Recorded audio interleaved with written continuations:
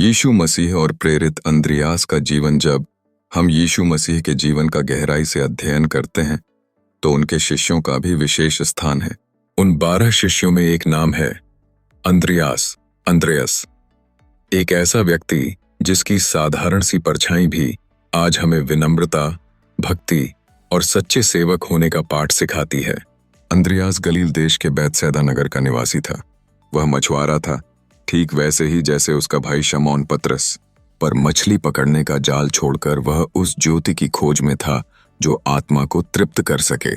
Bible में लिखा है कि अंद्रियास पहले यूहन्ना बपतिस्मा देने वाले का शिष्य था, परंतु जब उसने यूहन्ना से यह शब्द सुने, देखो यह परमेश्वर का मेमना है, तब उसके मन की आंखें खुल गईं। उसने तुरंत यीशु का अनुसरण करना आरंभ कर दिया। सोचिए कैसा रहा होगा वह पल जब अंद्रियास ने पहली बार यीशु को देखा होगा।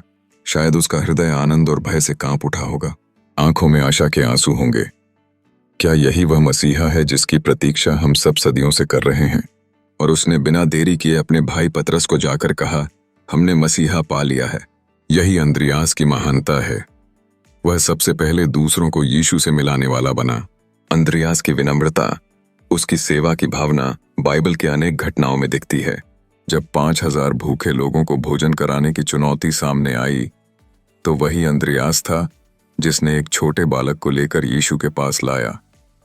यहाँ एक लड़का है जिसके पास 5 जौ की रोटियां और 2 मछलियां हैं। उसने शायद मन ही मन सोचा होगा, ये बहुत थोड़ा है, पर यदि मेरे प्रभु चाहें तो इससे भी बड़ी आशीष निकाल सकते हैं। और वही हुआ, 5000 लोगों को भोजन मिला। क्या आपने कभी सोचा है, यदि अंद्रियास उस छोटे बालक को यीशु के पास न लाता तो वह महान चमत्कार कैसे होता? यही तो सच्चे सेवक का काम है। वह जो भी छोटा, तुच्छ सा लगे, उसे भी प्रभु के चरणों में लाकर सौंप दे। अंद्रियास हमेशा पर्दे के पीछे रहा।